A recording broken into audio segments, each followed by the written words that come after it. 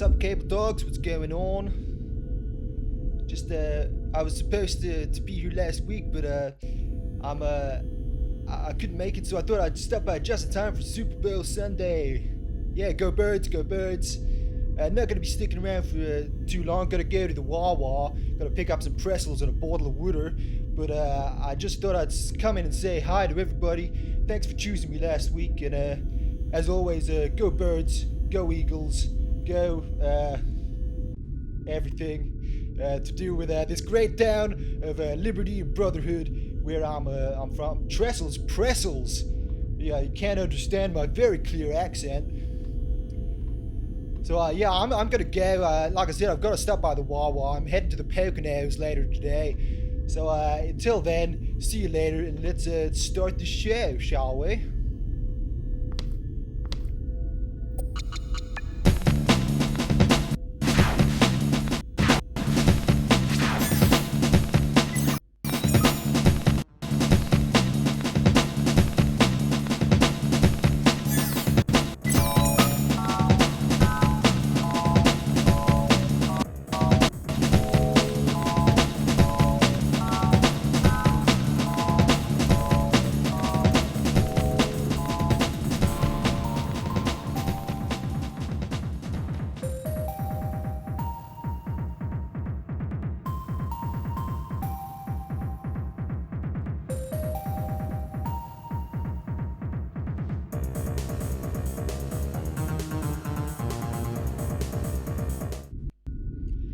What's up, cable dogs? Hello. Thanks for sticking with me. I've just lost chat just for a second, as my phone has decided to restart itself as I'm starting the show. But welcome. I'm glad that we've got anybody turning up today. Obviously, I've got no idea what time things are actually kicking off. Let's just get this. 2 seconds. I'm popping out of my fishbowl. How's everybody doing? What are we trying to do today, huh? So I think we've got a good few hours before I'm really competing with anyone, haven't we? So I think we're all right. And then I think not sure exactly how we're doing things today. Oh, my green screen is really liking me today.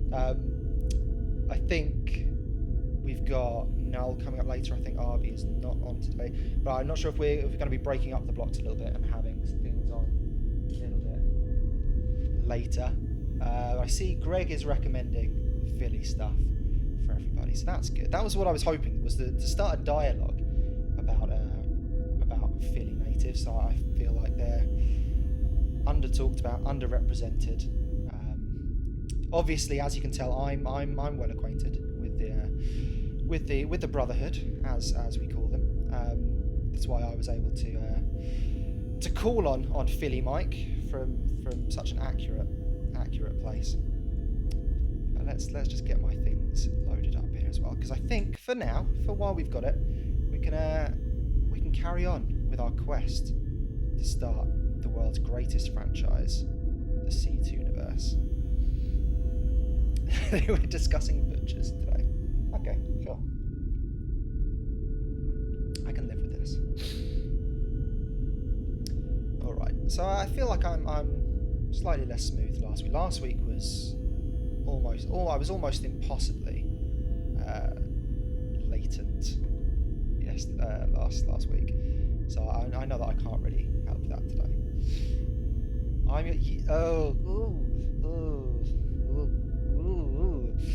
Do I want to be the Joss Whedon of C2? I guess in the sense that he was the architect of bringing the Avengers together. And yeah, I'm on record as being a Buffy fan. As a big Buffy guy, as a big Angel guy as well. Big Buffy and Angel together. Were they a good couple? Not convinced of that, even all these years later. Think it's a bit weird, even if he looks younger. I still think age gaps, you can't ignore it just because they kill people. I don't get it. Why are we okay with this? The thing about Angel and Spike even is that it wasn't even like an Edward and Bella situation where it's like, oh, okay, they're 100, but they've lived as a 17-year-old this whole time. Because they were both already too old for her. She was 15, they were in their 20s. It was inappropriate, even if they were humans. And that's everything I've got to say about Joss Whedon. Age gaps have killed more people than COVID-19. Yes, thank you. That's what I've been saying, Greg, this whole time. That's what I've been trying to get across. It was weird. Hey, Synth. Great to have you be here, as always. We're just talking about age gaps and Joss Whedon's perhaps problematic nature. Yeah, created some good things. Apparently a massive creep and or worse. So, I don't know. Maybe we can separate Joss Whedon's contribution to pop culture from his apparent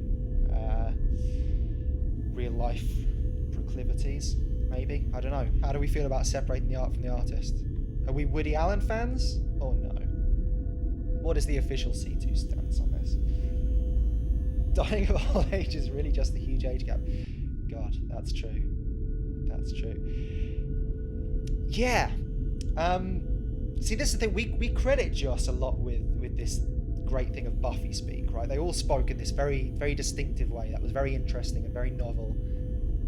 But then he kept on writing characters who didn't exist in the same universe as Buffy, and they all still spoke quite a lot like Buffy. And I think there was a point, probably quite soon afterwards, where some of us maybe started to think perhaps this isn't a very clever stylistic choice. Perhaps this is just how Joss Whedon talks, and he's actually not very good at imagining new people, not very good at doing the one thing that you really want a sci-fi writer to be able to do.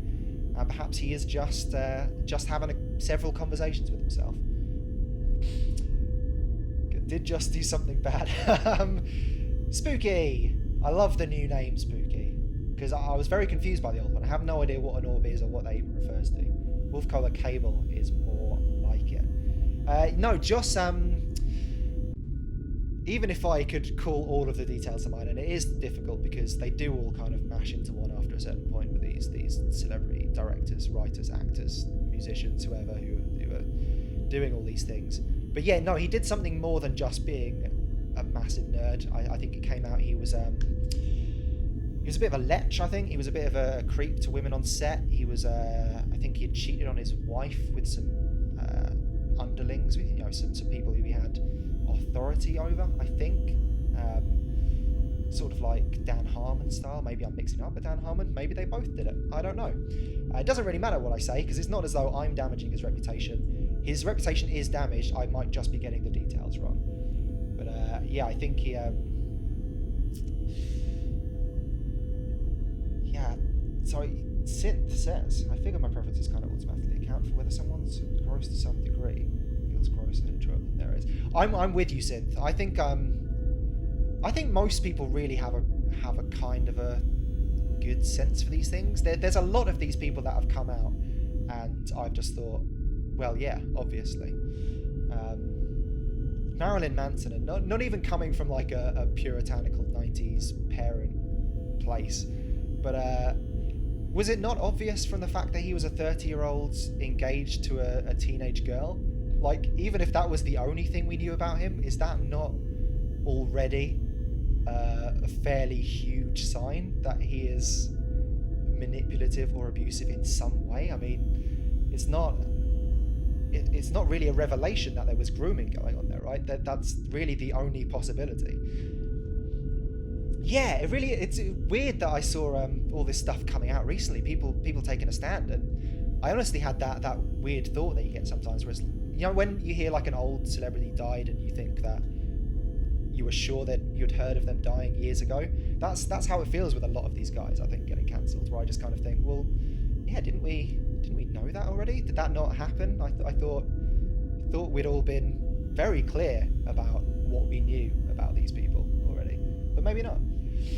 Yeah, maybe drink some absinthe. I remember when I was about 15, I was at a party and there was absinthe being passed around, and people were talking about how fucked up it gets you, makes you hallucinate, when really it's just like a herbaceous liqueur. It doesn't. Maybe 100 odd years ago, the process had some byproducts, but it's just kind of a not very nice sort of a Pernod tasting thing, right? It's just yeah, absinthe is the strongest thing you can do. It's honestly fucked up that you can buy it in the shops, because it will kill you.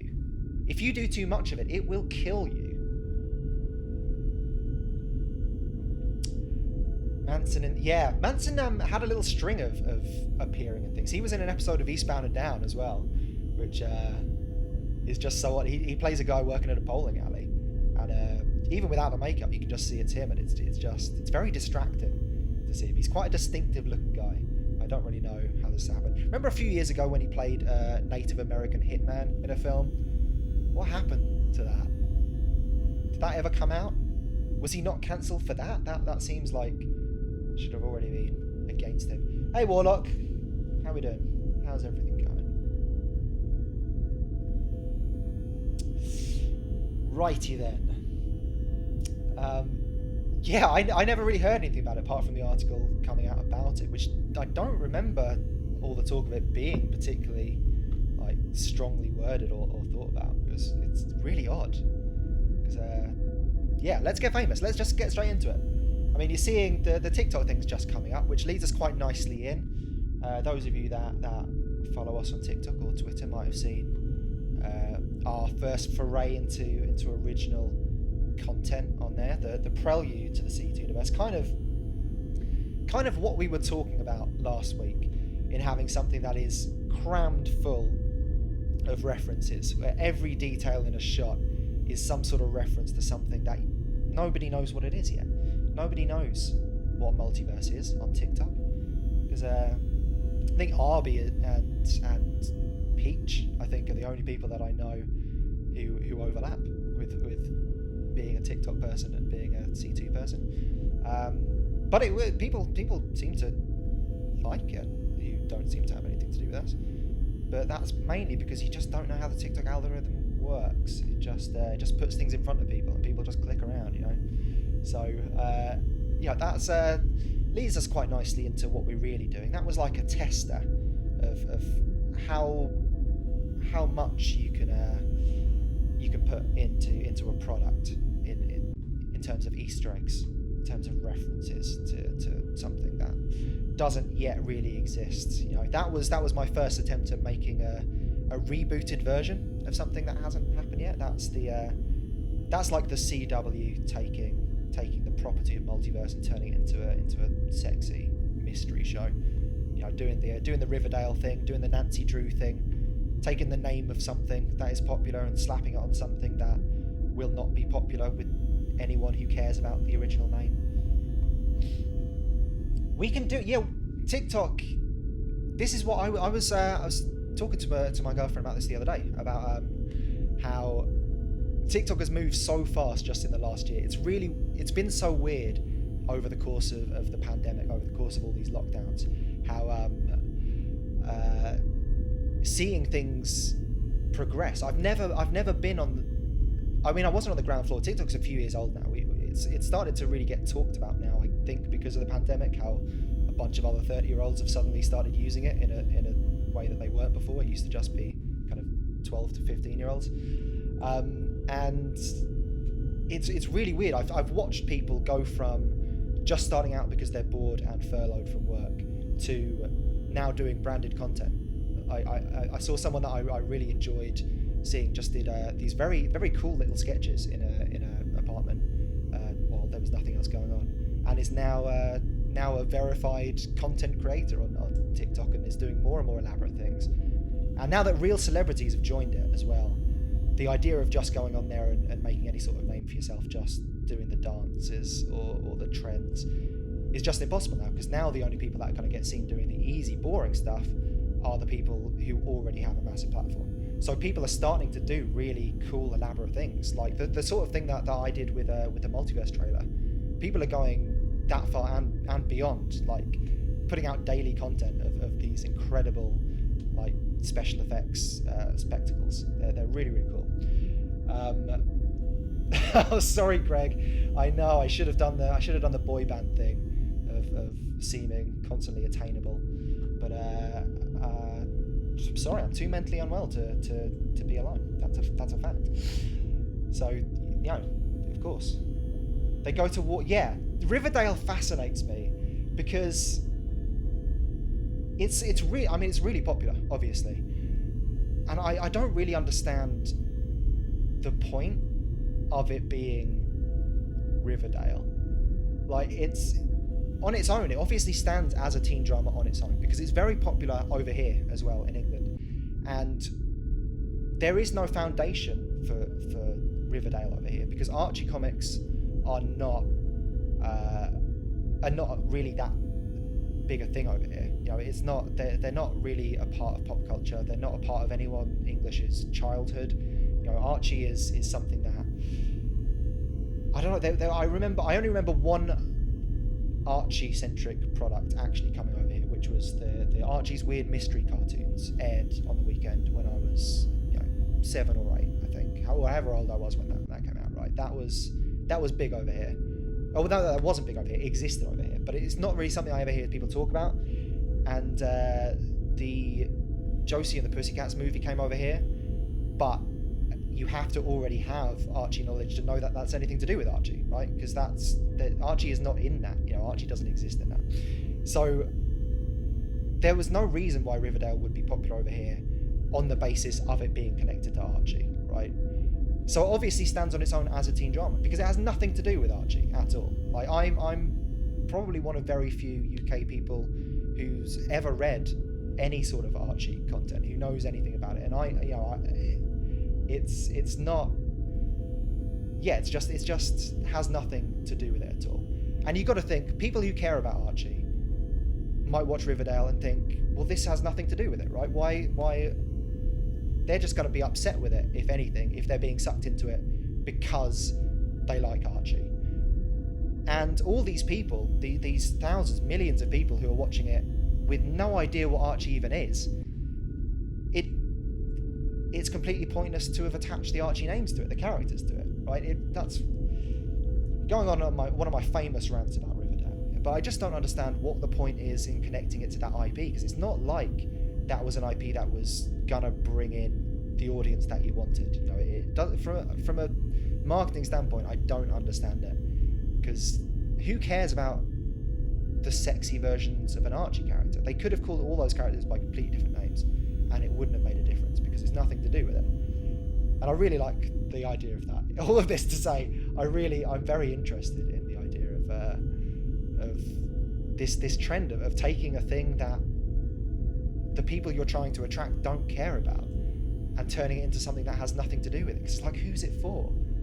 What is the point of this? Who is this for?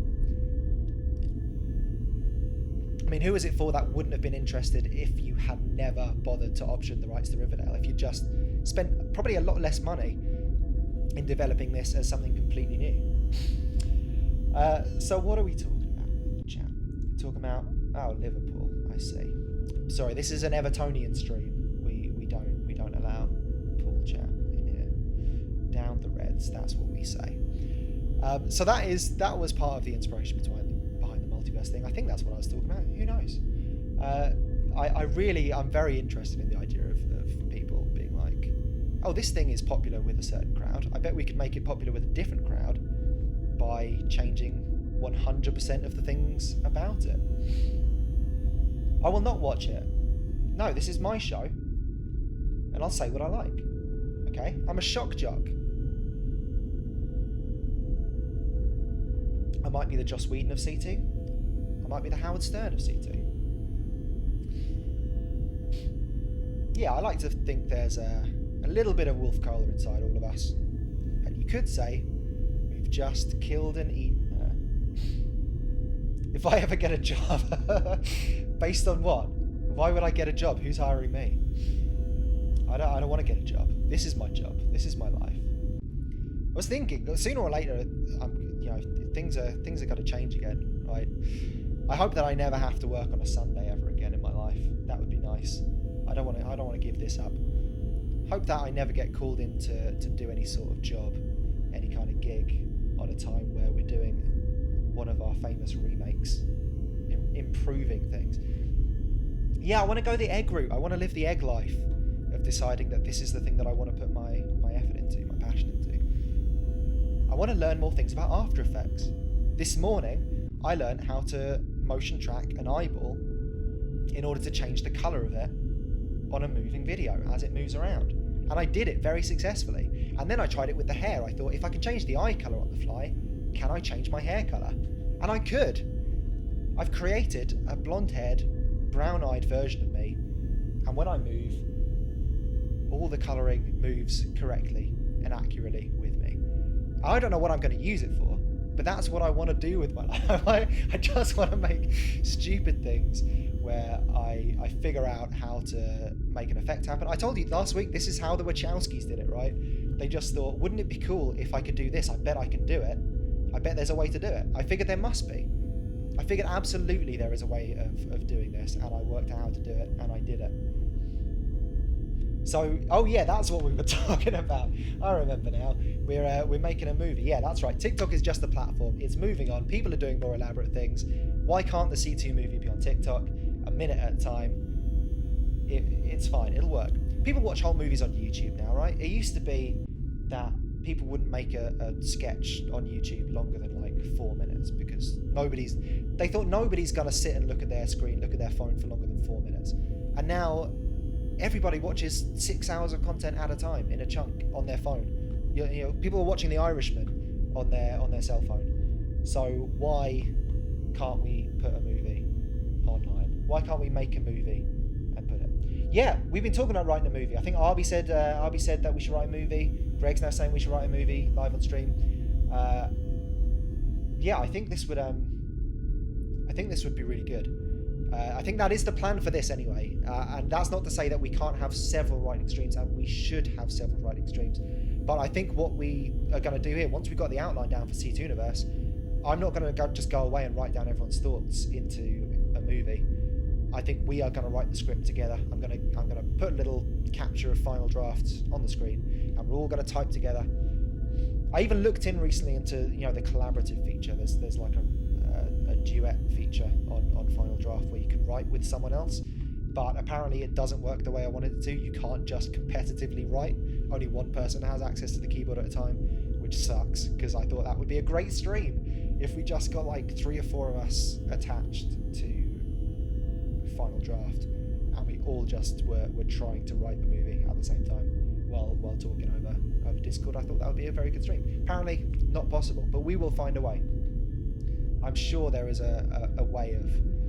I'm sure there is a more chaotic way than Final Drafts have come up with. I think they've come up with the idea of, if we... people want to write together, they don't want to accidentally be writing over what the last person's written, right? But that is exactly what I want to do. Yeah, I want us to take control. Yeah, we can do it like an improv game. I wonder if you can pass it over. We can start writing and then someone can yell, freeze! And then they come in and finish the sentence in a whole new direction. I think that would be good. We'll find out a way to do it. There's something called Write a Duet, but apparently they've added a new subscription tier to be able to actually duet with it now. But I haven't looked into it. Maybe it's worth the money. Maybe it isn't. I'll see how much it is. I actually don't think it's that expensive because in looking into it, I saw a customer service rep being quite snarky to someone who was complaining about paying for it because it used to be a free feature, and they were like, "Oh well, I guess if spending $5 a month isn't a worthy investment in your writing career, if you don't think that you're going to make that much back from writing, maybe it's not for you." Yeah. Yeah, Greg's a rapper now. When did this happen? Greg from Nice and Sweet, right? Is that the Greg? Is that the Greg that's online? Can't be more than one rapping Greg. Yeah. Warlock. Again, we were talking last week about physical assumptions, talking about whether someone's tall or not, you kind of know. And I think creatively as well, you can have that sort of vibe. I see Warlock pop up in a chat in the Discord on a website that I can't legally name. And I just have the idea that Warlock, I bet, would write a great sequel to Dune. You just got to figure. 5'6". Who's 5'6"? Greg?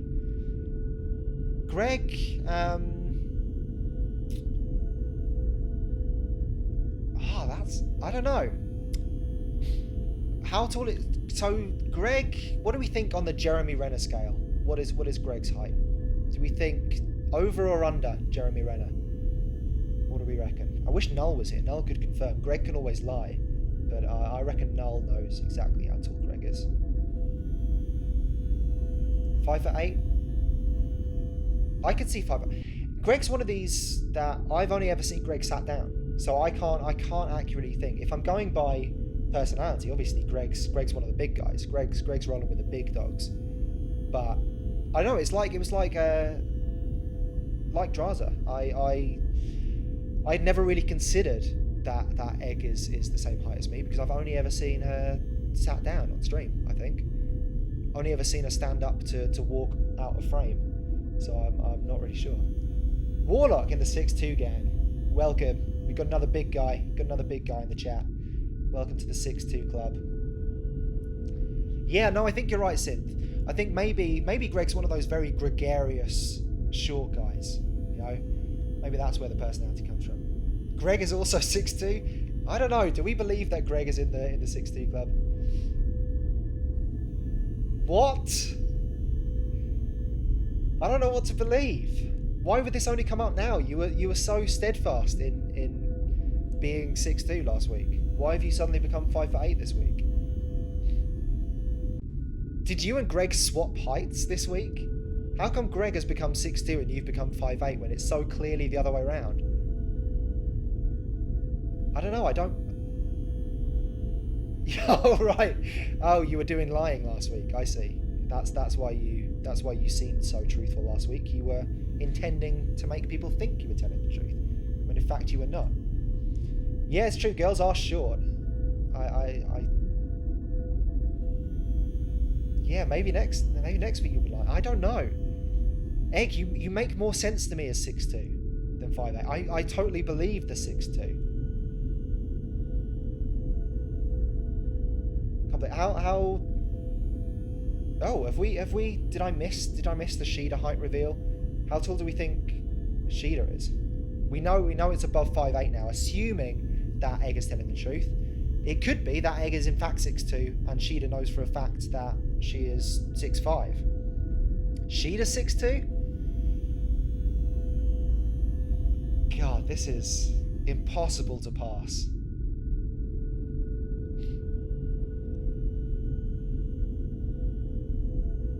I mean, I feel like the chief in Cuckoo's Nest. You know what I mean? I don't know what I mean. I don't know what that means. You would hate to be 6. What? You're not 6'2"? Who's 6'2"? Sheeda's the perfect height. What is the perfect height for someone of Sheeda's emotional and artistic caliber? Yeah, no, that makes sense. Yeah, I think that, because that is like, between 5'10" and 5'11" feels like, oh, you're quite tall, but it's not like ridiculously tall. You know what I mean? Like, being 6'2" is this kind of, is a weird height. Everyone else in the 6'2" club will know, because it doesn't really feel that tall, but everybody tells you it's tall. You get treated like you're freakishly tall, but you're not actually freakishly tall enough to really get it. That's how I feel anyway. But we did talk last week about my weird height in relation to self-esteem thing. So maybe I just don't feel tall, but other 6'2" people recognise that they are in fact taller than average. That is a good height for Sheeda though. I can believe that. I can really believe that.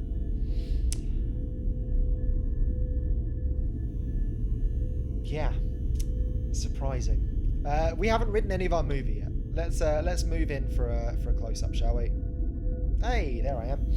Right, so this is our list. We're still making better time than we were last week.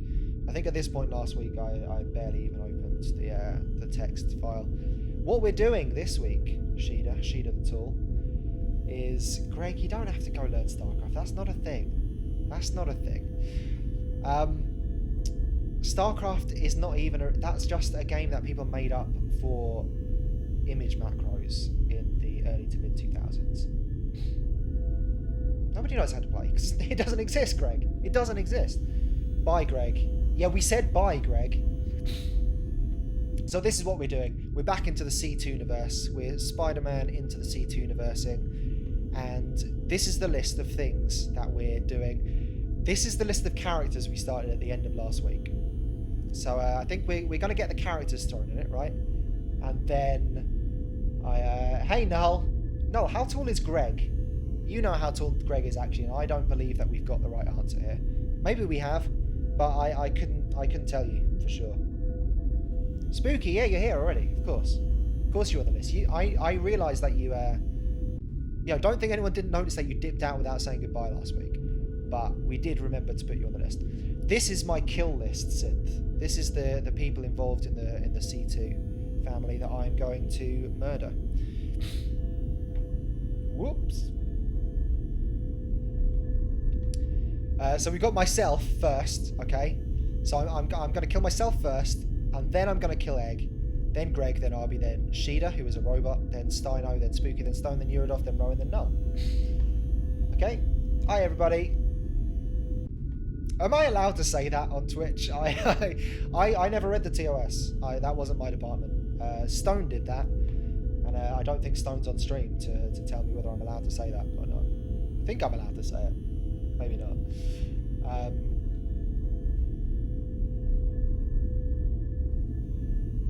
You've decided you don't want to be a robot anymore. Maybe that can be your journey, though. Maybe you can be like Data. You're a robot who wants to discover everything that humanity has to offer.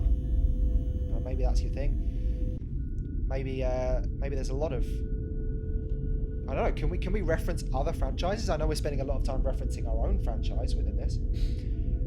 You could be Data like Chappie. I'm going to put that in parentheses next to your name, just so we don't forget that. So I do feel like that's going to become important. And then everybody can whisper next to their dates. That's Data like Chappie. AI artificial intelligence is about a child who gets picked up by a gigolo and then dies, I believe. I haven't seen it in probably about 20 years. That is my recollection of it, though. Like Ex Machina, yeah, exactly. That's Sheeda. Yeah, like iRobot, like Ex Machina, Data like Chappie, like AI, like iRobot. I like the lack of space between. No, don't correct me as if I don't. What are you doing? What are you doing? I don't want to type robot. Okay, here we go. I'm getting a spinny rainbow wheel on my text file. Yeah, there we go. That's right. Okay, like iRobot, like what else do we say? Ex Machina. Ex Machina, like no. God damn it. Like Bicentennial Man. 10. Yeah, I can definitely 100% spell Bicentennial off the top of my head. Like Limitless. I do realise that I've put one comma in at random in this list.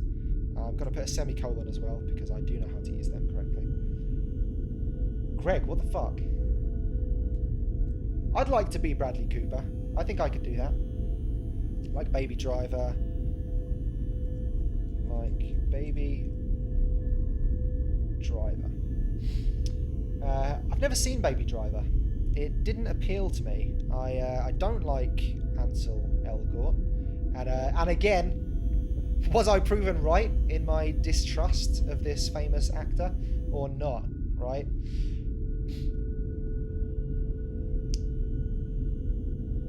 Some guys you just know. I knew. You can tell from the... Like, I don't want to become one of those guys who can say you can tell what a person's personality is from the shape of their skull. But I think there are some people, like Ansel, who you can just look at and you just think, come on, this guy is getting cancelled. It's only a matter of time. And you know who else is going to do that? Is Chalamet. And I'm putting that on the record now. I'm telling you right now. Chalamet has the face. He has the face. And you know the one. You can tell who to cancel using phrenology. Yes. Yeah, if I get cancelled for this, my interest in phrenology is it's a different universe, MikeO. That's not the main one. But you can absolutely tell. You can look at someone's face and you know it. 100% of people who've been cancelled so far, if you go back and look at their face, you will be shocked that you didn't see it coming already. You know. What is this list for? I don't know if I'm allowed to say anymore, Warlock. We never got a ruling on whether I'm allowed to talk about murdering people on stream. Please don't kill me. Please don't kill me with cancellation. Do some of you genuinely not know? This list from last week is these are the characters, because we're doing the C2 universe. Yeah, Kirsten can say it. I'm gonna murder everyone on this list, including all of the fictional characters I've listed next to Sheeda. I'm gonna do like a Purple Rose of Cairo thing. Yeah, you not on it already, Synth? Maybe I just didn't get around. This was the final thing I did before I had to turn everything off because everything was broken and I ran out of time. Warlock, are you not on this list? We did say we were going to put you on the list earlier, didn't we? The capitalization on this is meaningful, but I'm not going to tell anyone what the meaning of it is.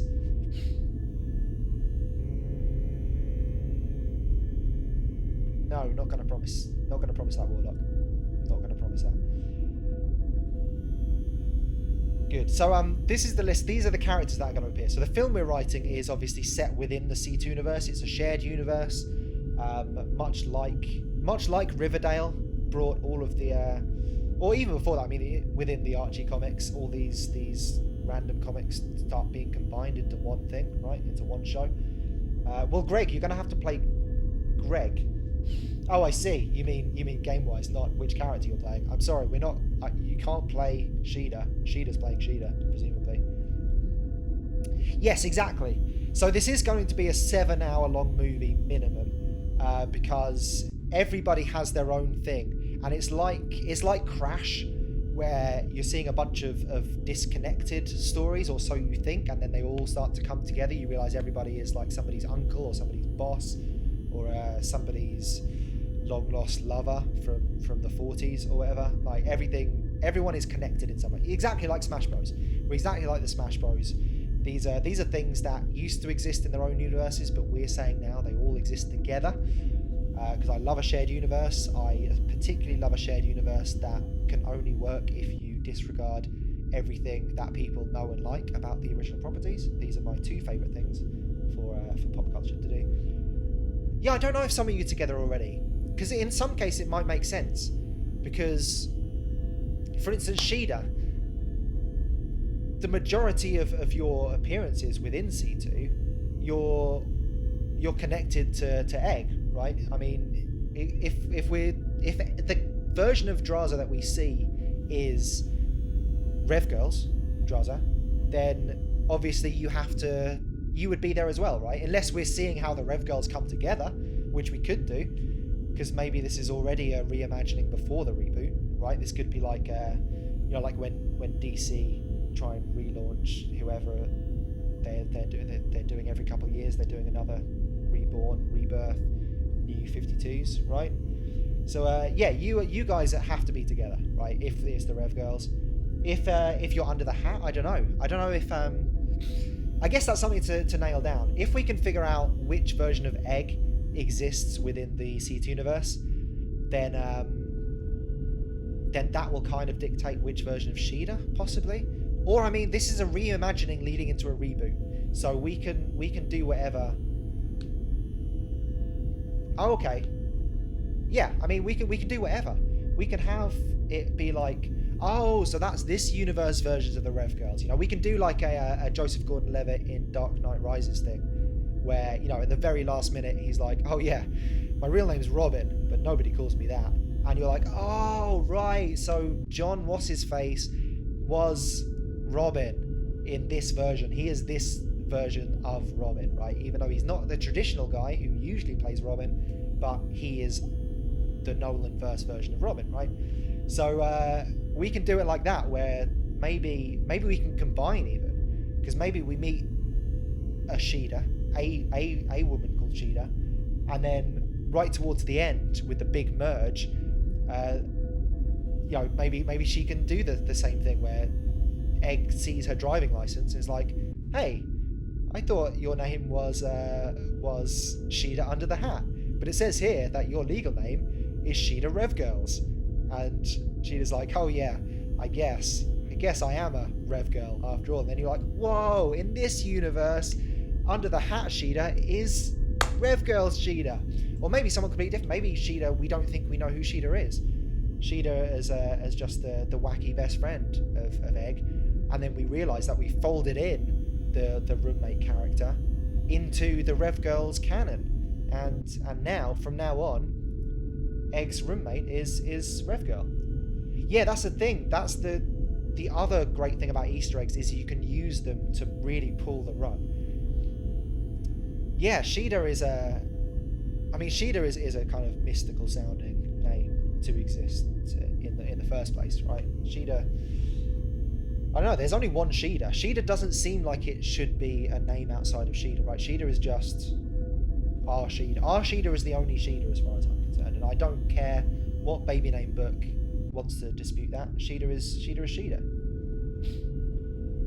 Yes. Or that's another great thing that you can do in a reimagining. You can do the they did this on Smallville, and I'm sure there's other better examples, but this is the only one I remember right from the top of my head, where they introduced Jimmy Olsen at a point, right? Even though it doesn't make any sense for Jimmy Olsen to be the same age as Clark and Lois and the rest, but they introduced Jimmy Olsen as a younger person into, you know, the new origin thing of Superman, right?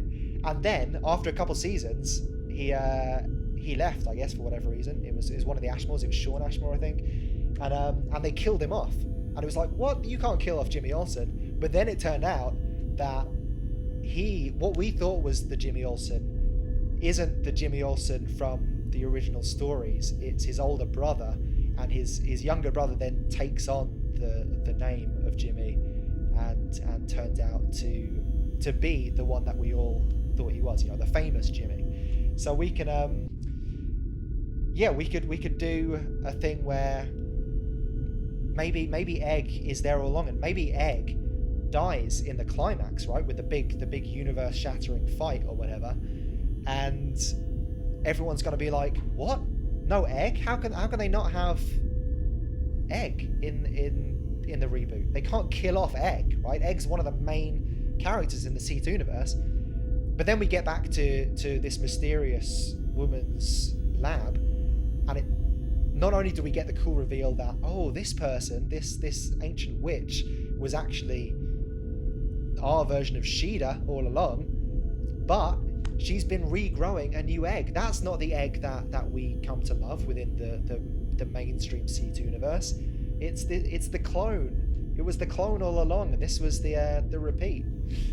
Caprica. They did it on Caprica as well, I think, where they had Bill Adama, who's Edward James Olmos's character in Battlestar Galactica, and they had a young version of him, and then he died as well. And I think that it was the exact same thing, where it turned out to be his younger brother, whose middle name was William, who then started going by Bill Adama, and he was the Bill Adama we knew and loved. It was a replacement all along. It was like an Armin Tamzarian sort of thing. So yeah, I really like the idea of using these things to throw curveballs, to pull the rug out, to make people feel like complete idiots, to make them feel like absolute morons for ever trusting us, for believing that our narration was reliable, for thinking that we were just telling them all the facts straight off the bat. We can have multiple characters have the story. Maybe several of us, maybe even all of us, have younger siblings who look exactly like us, and also have our first name as their middle name that they choose to adopt in our honor. There's no reason why not. Yes, I agree, Sheeta. That was actually what I was thinking for today. I'd forgotten that we started the character list last week, and if I've missed anyone off of this, do let me know. So far, it's obviously a work in progress, this list. But yeah, exactly. Trust is for the weak. We want to be antagonistic. I'm always saying this. Art is antagonistic. If you're not pissing somebody off with what you're doing, it's not really art, is it? You should make people feel like a fool for liking and trusting you while you're doing work. So yeah, let's nail down the settings. That is actually what I wanted to do today, because I think once we've got the setting, everything else will kind of start to fall together. I mean, we already know basically who the characters are.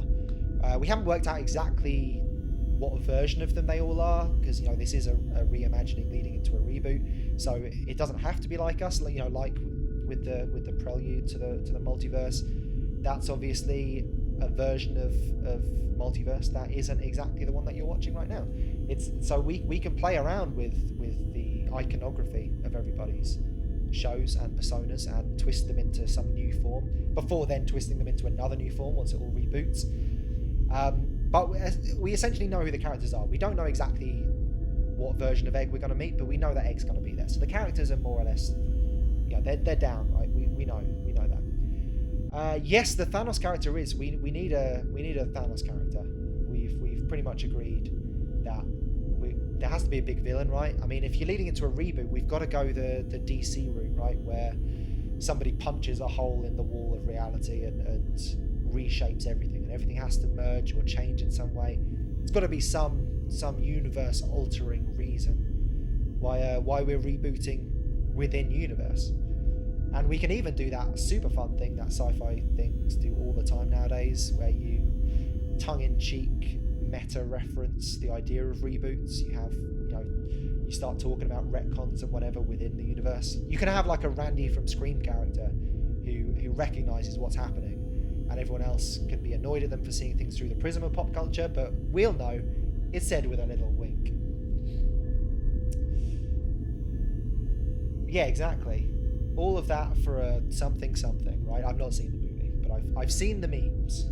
I've seen him saying all that for a drop of something, and I know that it's replaced because people just do the big black scribble, so I know that's not the original words, whatever I'm seeing, but I don't know what the original word is. I'm sorry. Thanos twins. I like the Thanos twins. I like the idea of twins in general because I do quite like playing with green screen and split screens. I do like having several of the same person in a shot. That was the thing I probably enjoyed most about doing the TikTok thing, was I discovered an extreme passion for having a single actor play several characters in one shot. I think it's very funny. It's always very funny. It always has been. When I was a teen, me and a friend of mine came up with an idea for a sitcom for me called Too Many Mikes, which was basically the Michael Keaton movie where he's got a bunch of clones of himself, whatever it's called, Multiplicity. It was like that. I had a bunch of clones of myself living in my suburban home, and I had to hide them from everyone. Nobody knew there was more than one me, and it got me in a hell of a lot of trouble in the dating and career world, let me tell you. Thank you. Yeah, Multiplicity, that is what it's called, right? Oh, thank you for the technically impressive comment. You can do it. You said that you were learning After Effects soon, right? You've got a green screen. It is very easy. I mean, you're just putting two images on top of each other.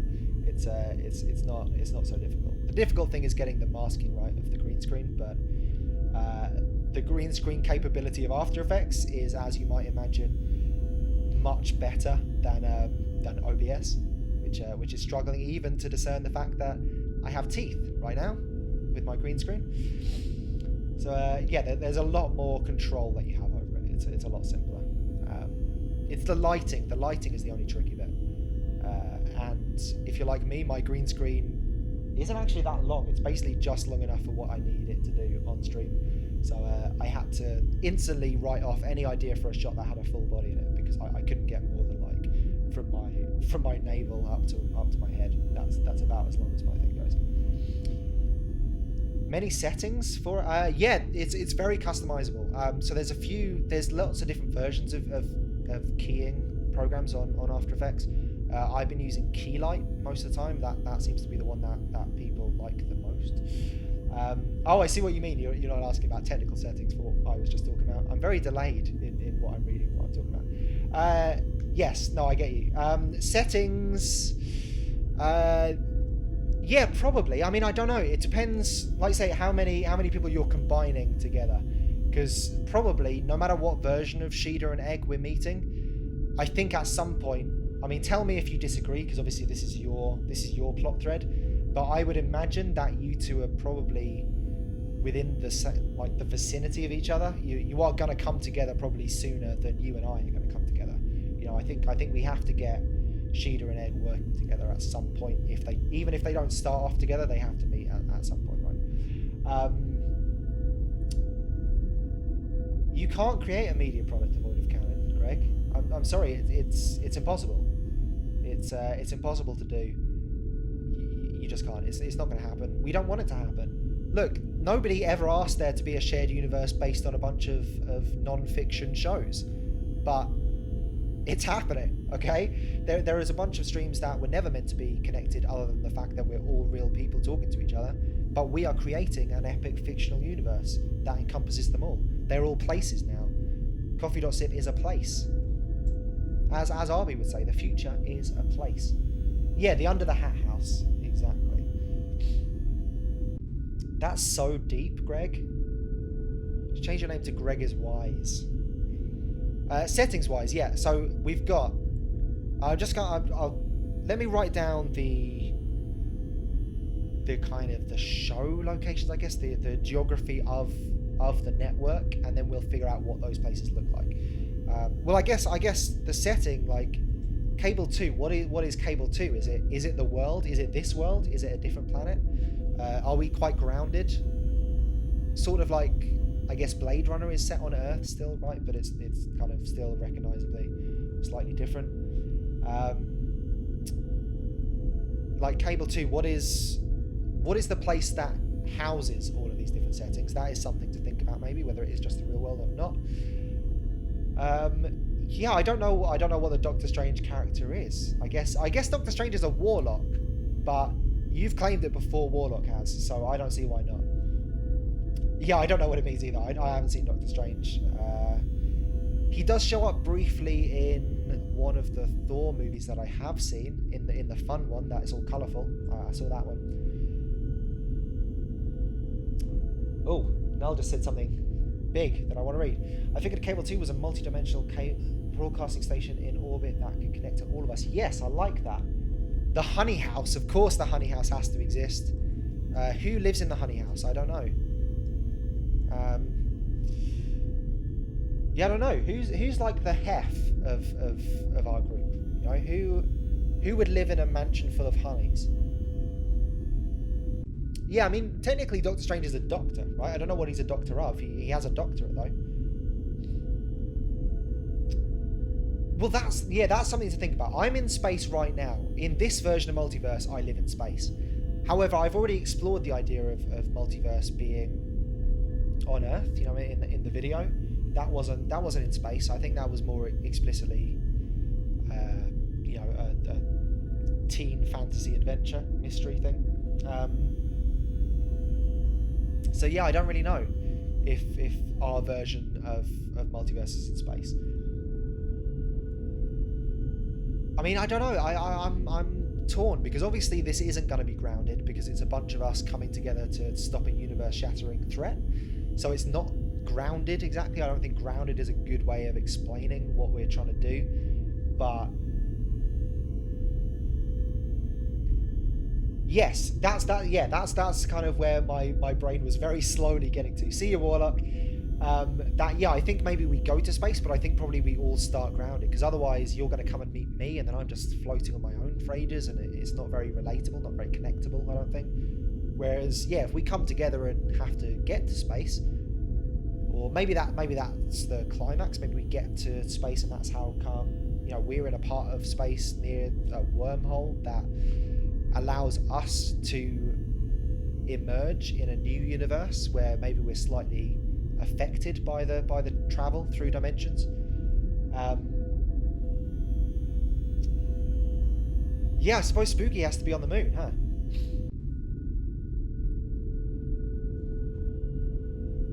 Considering I still haven't been able to get the Warp Zone online going to work, I have no idea how Warp Zone, the place, gets connected to all of you, besides being able to bring select people in on the bus. Yeah, I mean, bear in mind, we're not tied to anything that already exists right now. You know, we don't have to, you know, like for instance, if Warp Zone is in space, if that's going to make things difficult for you to connect your thread to the rest of the threads, then it doesn't have to be in this version of it. This is a reimagining. Maybe it becomes in space in the reboot after we've already connected with you, but maybe in this movie, maybe you're not. If that makes things tricky. Yeah, no, I agree. Yeah, we end up finding each other because, yeah, small manifestations of the Earth Shadow before start fucking with each of us. I think that is a very good idea. I think that, yeah, I think it's like a Lions Pride Miami, right? It was the same sort of thing where, which this is becoming a very insular stream, right? It's only people who.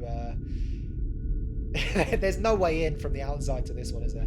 But it's like how we all kept having little visions of the other universe, right? Yeah, there was the earthquake. That was the one thing that connected all of the different universes, and we were having these little flashbacks and getting our nosebleeds and realizing that something was wrong because we recognized the iconography, right? We recognized the marlin on the wall.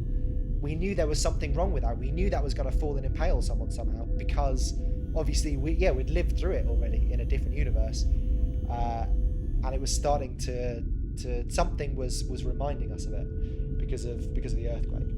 So yeah, I don't see. Look, we wrote that in the first place. We're not ripping anything off if we decide to just rewrite Lions Pride Miami. There's no record of Lions Pride Miami anymore because the entire website got destroyed, right? It got nuked, and there's no backup, there's no cache of any of the stories we were telling back then. So yeah, why not fold this into the C2 universe? Why can't the C2 universe be this? I mean, pretty much all of the major players, right, bar a couple of notable absences, are now part of C2, right? We've all kind of progressed into Cable 2. We've taken them with us. We've carried them over. So yeah, there's no reason why the C2 universe isn't essentially Lions Pride Miami, just without that IP attached to it, with our new IP attached to it. Yeah, we find out we're hero. That's right. So I think in this reimagining, I think what we've all kind of been saying, and again, correct me if I'm wrong, but up to the point where we all have to come together and stop this and we get rebooted, we're not connected, right? We're all living our disconnected lives. We're all living lives that aren't quite right?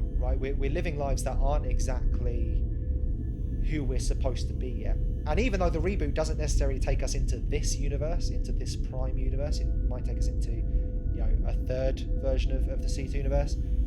But yeah, we all, I guess, progressively we're realizing that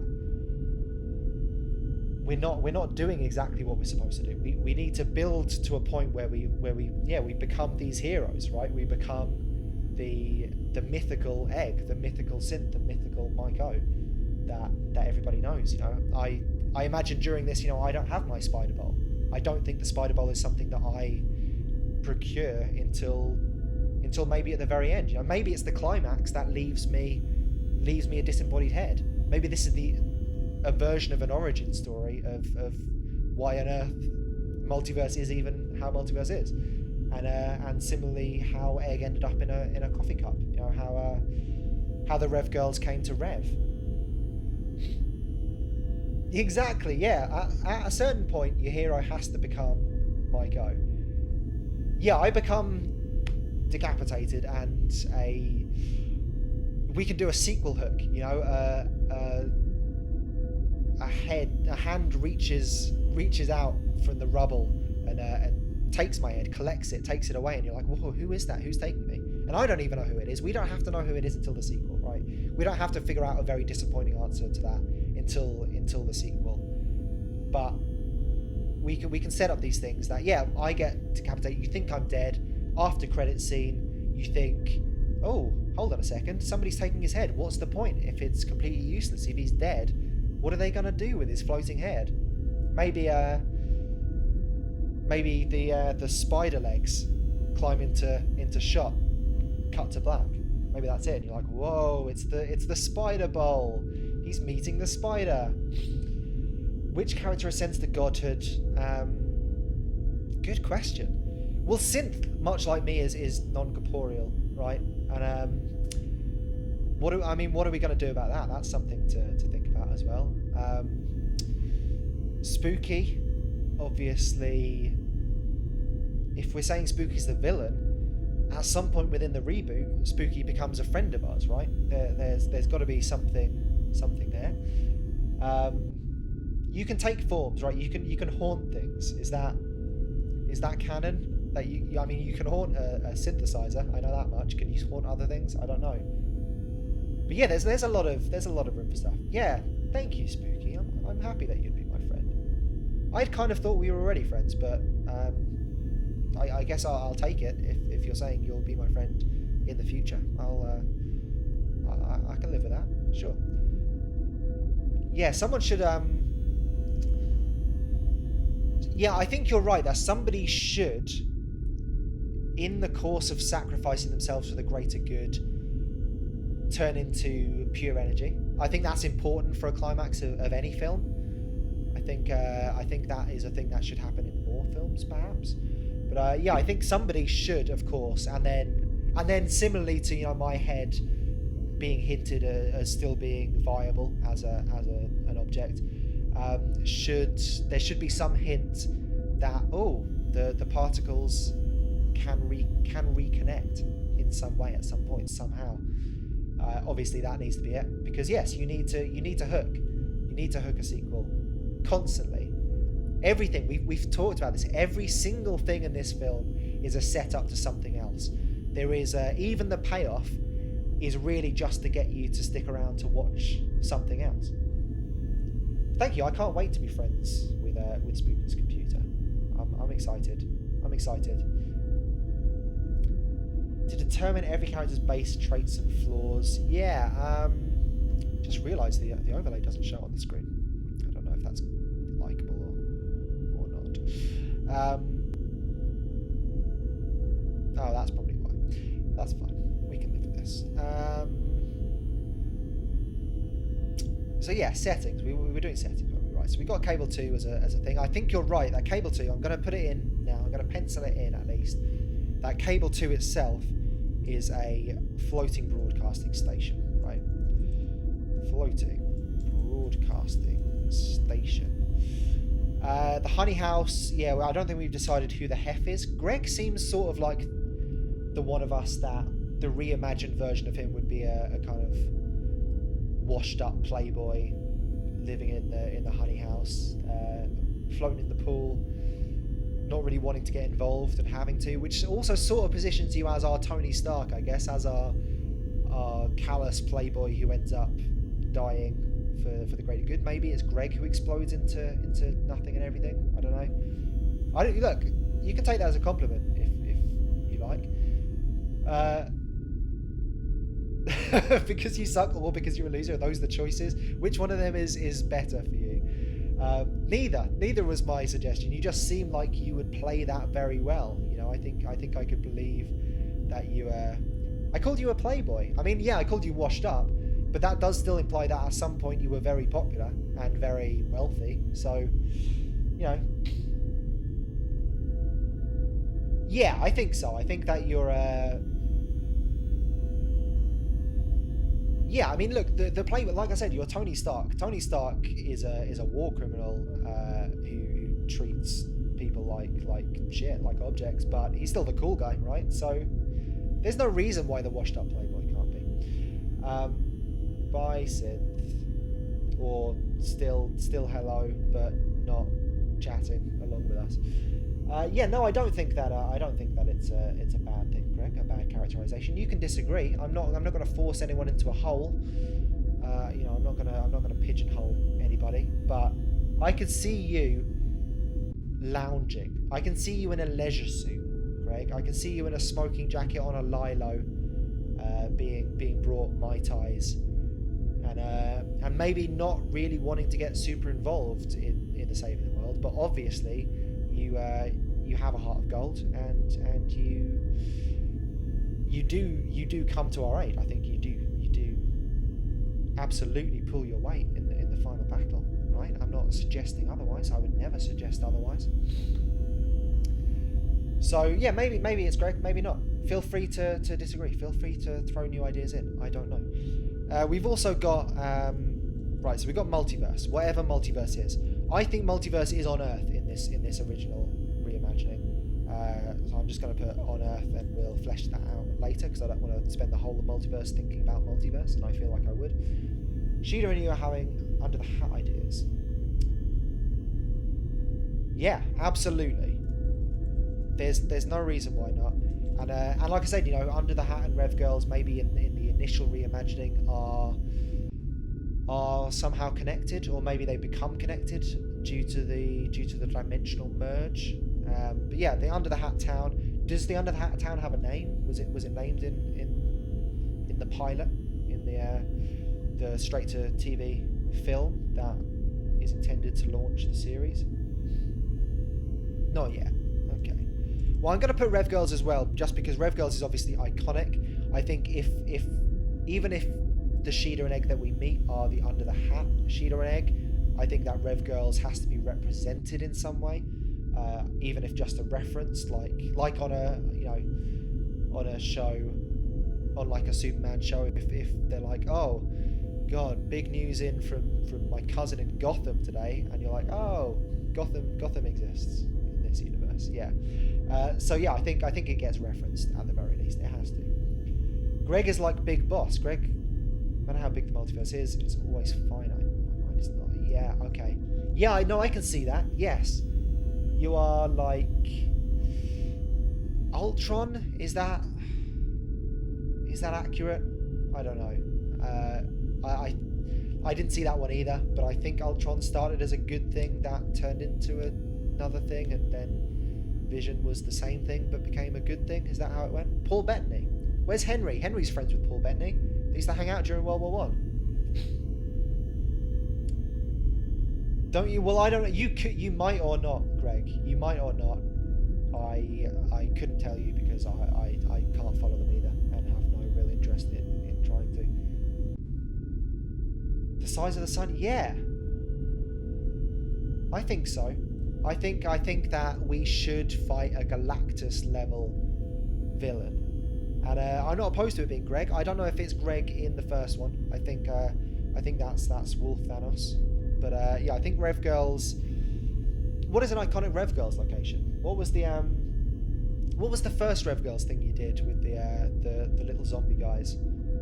That's I'm a hardcore gamer, I promise. I do know what I'm talking about. The game you played. It had under the ashes, beyond the ashes, home in beyond good and ashes. Halo. It was Halo. That's right. Yeah. That's the name of the game that I couldn't quite think of. Remnant. Yes. Obviously, Remnant is what I was talking about. I basically said it. I basically got that already. Rev Girls is, yeah, maybe it's that sort of thing. I don't know. I imagine Rev Girls living in quite an industrial place because they like to rev. Weed Haboon. Oh. Yes. I hadn't thought about where multiverse would be, other than, you know, I'm obviously involved in some way with something that would lead to me getting inside a glass bowl in a spaceship at some point. But that comes later. That comes with the merge. That comes from somebody rescuing my decapitated head. There's no... That doesn't tell me where I am before. But yeah, maybe that's it. We can also be a drug PSA. You know, I haven't really found my heroic self yet because I'm a pot dealer. I'm a weed smoking reef toker, and I'm no good. I'm the washed up one. You know, you can tell that something bad has happened, and largely because, you know, I'm in the wrong reality. My head isn't working properly, and that's what leads me to hardcore drugs such as marijuana. And maybe that's it. Maybe that's my life.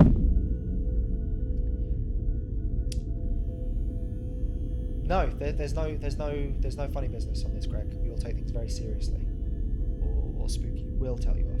Yeah, I think you're right. Multiverse is I think multiverse.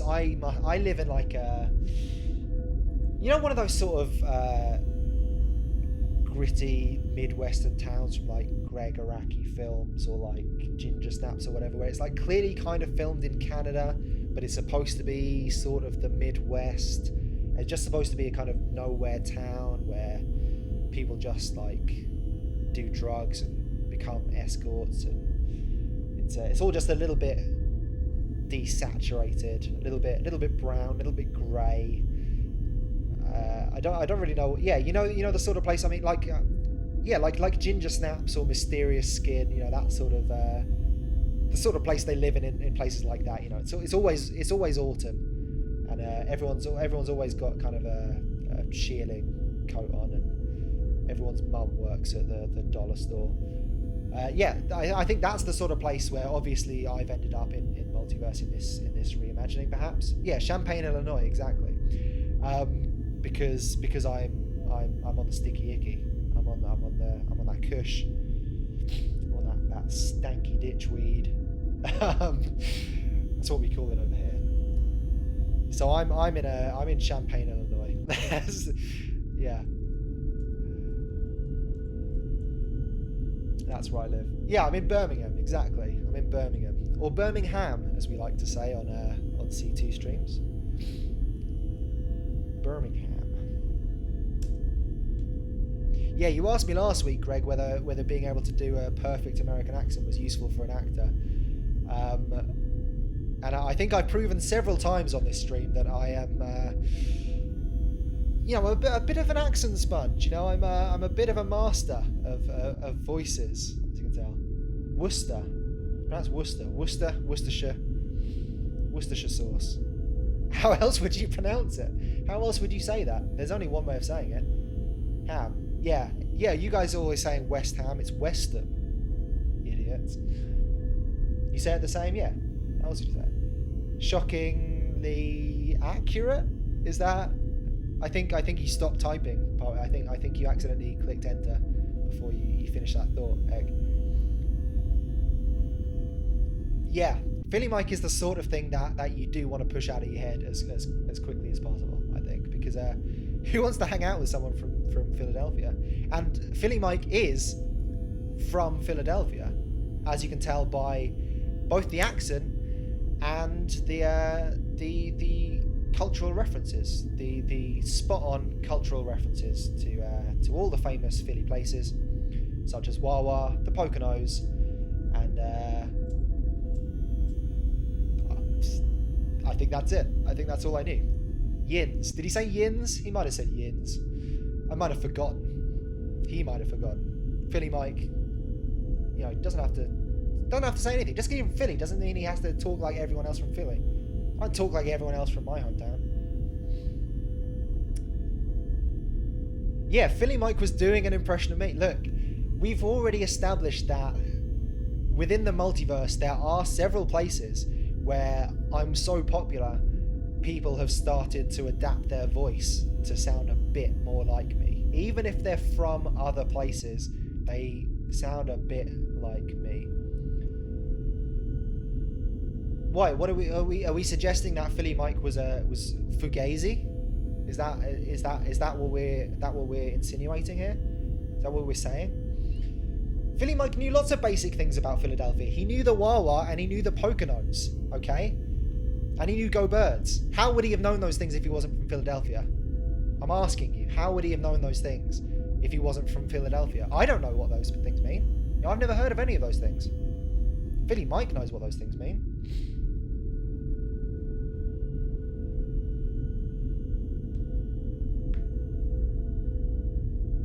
Oh, we're not saying that? Well, I didn't say it. Look, Philly Mike said it, and I told you I can't be cancelled for the actions of a different MikeO. It's not possible. I can't be. I'm fine. I'm uncancelable. Is it cursing? Yeah. It's true. There's no such thing as La Cosa Nostra. La Cosa Nostra. Yeah. Go redacted. See, I can't even say it. I'm like Sir Michael Caine in that I'm really good at accents. Yeah. When I was in Burma, Me and the boys came across the story of a bandit. No, don't go and do things. Cosa Nostra. Yeah, that's what I said. That's what I said. I said it perfect. The Cosa Nuestra. Yeah, Uradov. You're not the only one who can speak perfect Italian, okay?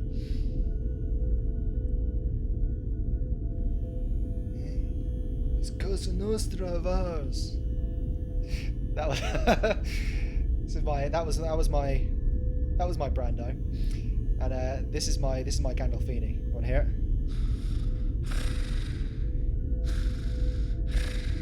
It's my Gandolfini. So where were we? We're Rev Girls. Esto es de mi familia, si tú no de esta. Sure. Nothing's ever happening on this show. No, I just have a texting open so that it looks like I have a plan. I didn't. I was thinking earlier. I was like, what happens if nobody's around today? I'm not sure when exactly people are gonna stop being online so they can watch the football.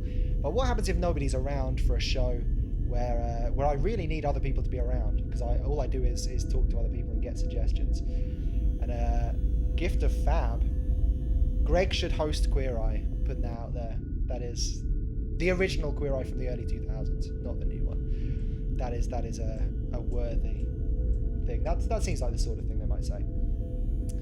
Yeah, I mean, I know we were saying this before. Arby was saying it. I was saying we've often done streams where things haven't gone quite right. I've done shows. There was one where I went on that roleplay and it was literally just Sheeda in the chat and Arby on the stream with me, and it was just, we got a new guy to watch from the roleplay thing, but he messaged me afterwards and he was like, you don't seem to be interacting with many people. I watched it back on the VOD, and you didn't seem to have a lot to say. I was like, well, I promise you I usually do. It's just that literally the only people in the chat were also on the show with me. I couldn't really narrate what I was doing to the people I was doing it with.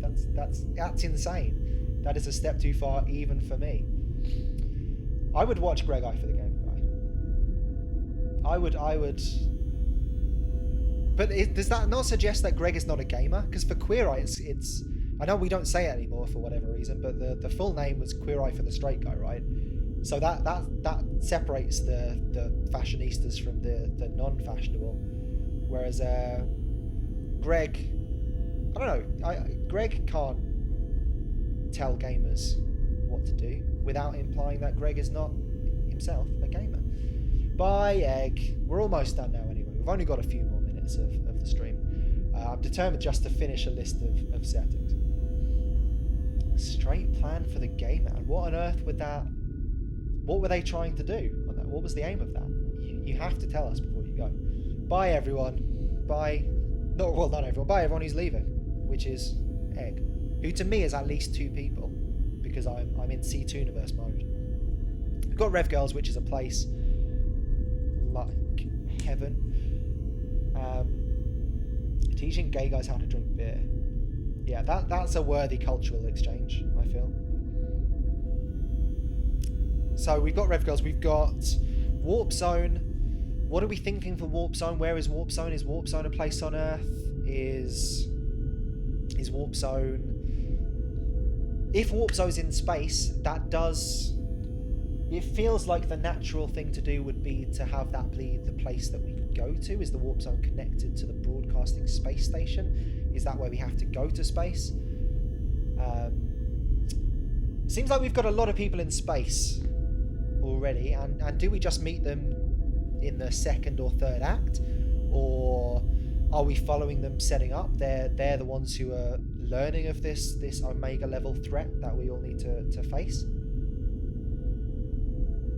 Yeah, the cyber lair could be a place that maybe Warp Zone can be like our shield, right? So we've got oh, just noticed that chat has disappeared from in front of my face. That's unusual. Yeah, it could be like shield mixed with that is exactly what goes through my head every time I say that, Spooky. It's the reason I keep accidentally saying Place on Earth, because I am thinking of that song. Maybe it's like Shield mixed with Thunderbirds, right? Where we're in the cyber lair, and you're very coy but very helpful. You're teaching us about this threat. You're the one who brings us together. But then when we learn we have to go to space, we're like, oh shit, how are we going to get to space? And you're just like, gentlemen, stand back. And the desert opens up, and it. oh no, oh no. That's how do you add quote? Add the quote. Add the quote to our list of quotes, please. It has to be learned.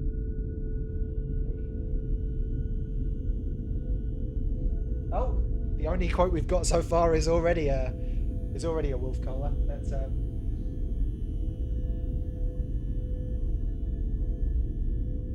Let's see if I can add quote quickly.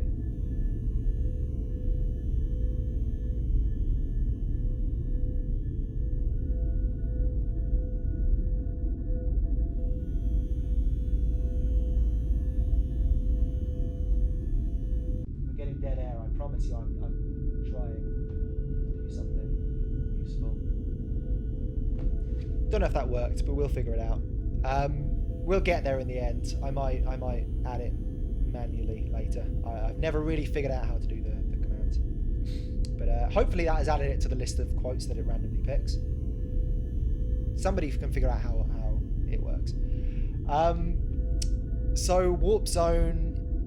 Yeah, I think we're talking about the cyber layer, and I think the cyber layer is sort of the base of operations. Which again, yeah, if it's on Earth to begin with, it doesn't mean that Null can't be a character.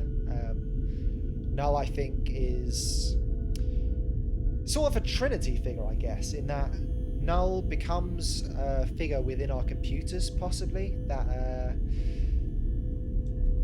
introduces us to the idea. You know, we can be like Neo getting the message about the White Rabbit suddenly on our computer, and we're like, what? How does a computer do that? And then it's a little moon face popping up on our screen. We're like, ha ha ha, you have been hacked. Telling us that there is a threat that we need to face. And we don't realise why it's important to us, but that will become important thanks to Null's work. Yeah, Greg, I didn't know that canonically you had a ship as well, but absolutely, I don't see why not. What is the Greg show called? Is Greg show? Do your show have a regular name? Or are you just? I mean, what are we thinking? Okay, sure.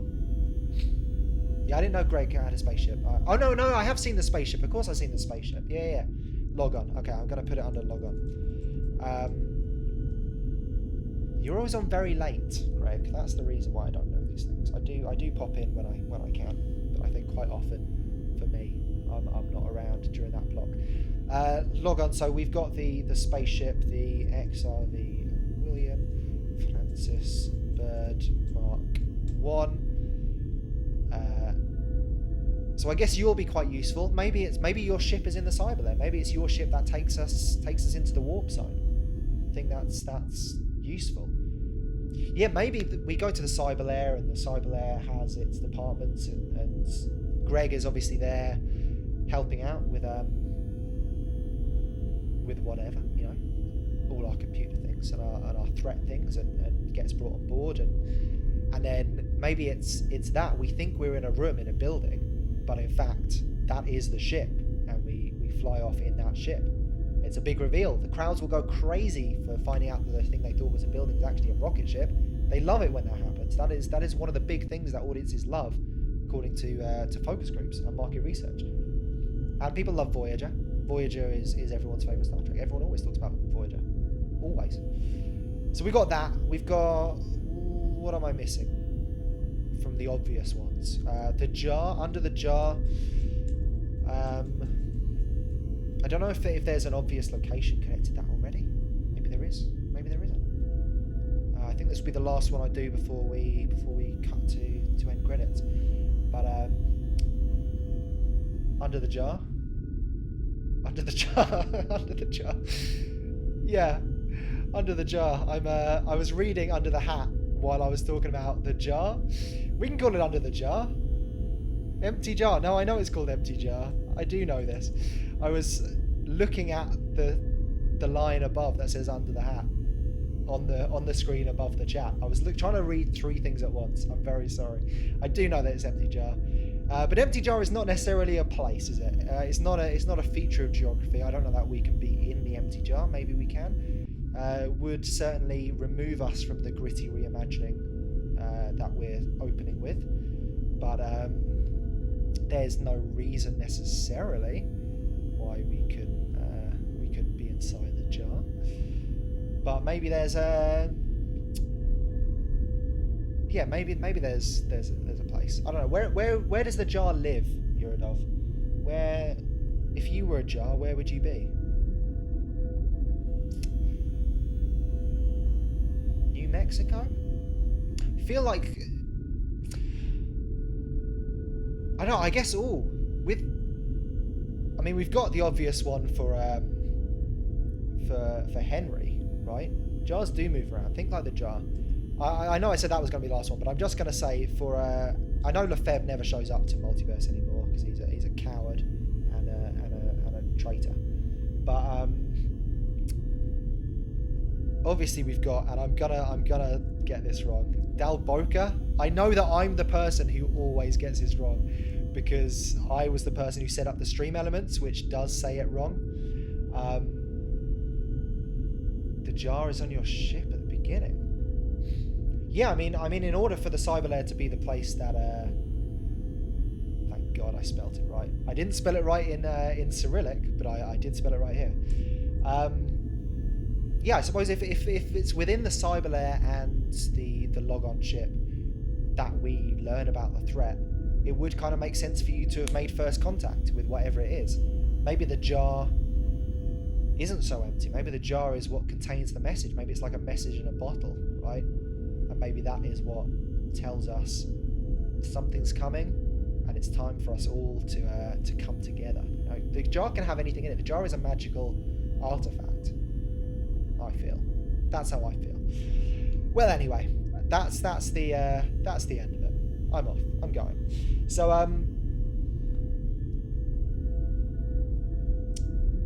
that's it. We're brothers by fate, but a team by choice. I think that's the sort of thing that gets said on siblings greeting cards. Null. That is perfect. I would love to get a. Can you post that in the Discord, little voice clip if you're saying threat Uradov? I would very much like that in any language or accent you choose. I trust your vision. Brothers in arm, brothers in single arm, cable dog. Exactly. So I'm going now. That's the end of the stream. I'm gonna go walk my dog. So thank you everybody for coming again. I think Null's up later, but I think Null not up for a little while because I think we're doing an evening block. But correct me if you're doing something else. I will post another dog. I'll post another picture of the dog in there.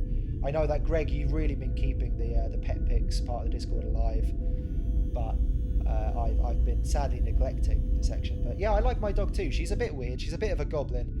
She's I promise you she's very beautiful, but she's not very photogenic because she doesn't like having her picture taken. She'll if she's doing something cute, she'll stop doing something cute. And if I try and get a picture of her laying down all sweet like a little pear drop, she'll put her head and her ears up like Yoda, and I just have to deal with that. That's the only record I'll ever have of her, is her looking less than normal. Oh, I'm sorry, Spooky. I'm not neglecting you. I was just doing it in a weird sort of order that made sense in my head. Moon, Spooky, you are there. I promise. You're not forgotten. And thank you for regularly making my heart happy. And remember, as always, as I say, every under the moon, I'm gonna put that on there. Why not? Everything's under. Under the Hat. Look, Under the Hat was a great name, and it only got one episode so far. So yeah, we've already established anything good that we've come up with, any of us have come up with, I'm gonna steal for this. It goes in there. It's property of the C2 universe now. So yeah, as I say every single week, you all know my famous catchphrase: be good to yourself.